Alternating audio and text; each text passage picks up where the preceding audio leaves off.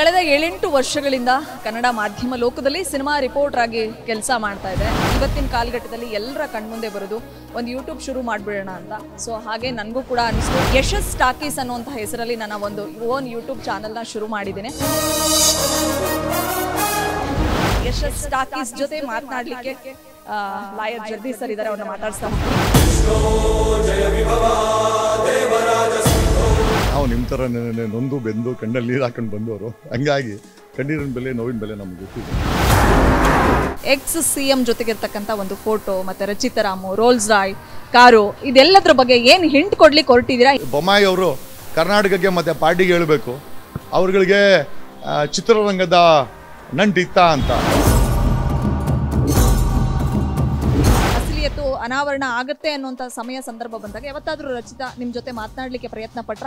ಚಿತ್ರನಟಿಯರು ಇದಕ್ಕಿದ್ದಂಗೆ ಇಂದಿರಾನಗರದಲ್ಲಿ ಮನೆಗಳು ತೊಗೊಂಡ್ಬಿಡ್ತಾರೆ, ಆಮೇಲೆ ಡ್ರಗ್ ಕೇಸ್ಗಳಲ್ಲಿ ಹೆಸರು ಬಂದ್ಬಿಡ್ತದೆ, ಜೈಲುಗಳಿಗೆ ಹೋಗ್ಬಿಡ್ತಾರೆ, ಇನ್ನೊಂದಷ್ಟು ಜನ ರಾಲ್ ಸೈಗಳು ತೊಗೊಂಡ್ಬಿಡ್ತಾರೆ ಅಂತ ಆರೋಪ ಇದೆ. ಸಿನಿಮಾದಲ್ಲಿ ಯಾರ ಜೊತೆ ನಿಮಗೆ ತುಂಬಾ ಕನೆಕ್ಷನ್ಸ್ ಇದೆ, ಇವತ್ತಿನವರಾಗಿರ್ಬೋದು ಅಥವಾ ಹಳು? ಸುದೀಪ್ ಅವ್ರ ಕಂಡ್ರೆ ನನಗೊಂಥರ ಅಭಿಮಾನ, ಅವ್ರಿಗೂ ಸ್ವಲ್ಪ ಕಿಂಡಲ್ ಮಾಡ್ತಾ ಇರ್ತೀನಿ ನಾನು. ಬೆಂಗಳೂರು ಸವಾಸ ಬಿಟ್ಟು ಅಲ್ಲಿದ್ದಾರೆ, ಸೊ ಜೈಲಿಂದ ಹೊರಗಡೆ ಬಂದಿದ್ದಾರೆ, ಬೇಲ್ ಸಿಕ್ಕಿದೆ. ನಮ್ಮ ಹತ್ರ ಮಾತಾಡಿಲ್ಲ ಅಂದ್ರೂ ಪರವಾಗಿಲ್ಲ, ನಾವು ದುಶ್ಮನಾದ್ರೂ ಪರವಾಗಿಲ್ಲ, ಕುಟುಂಬ ಚೆನ್ನಾಗಿದ್ರೆ ನಮ್ಗೆ ಸಂತೋಷ.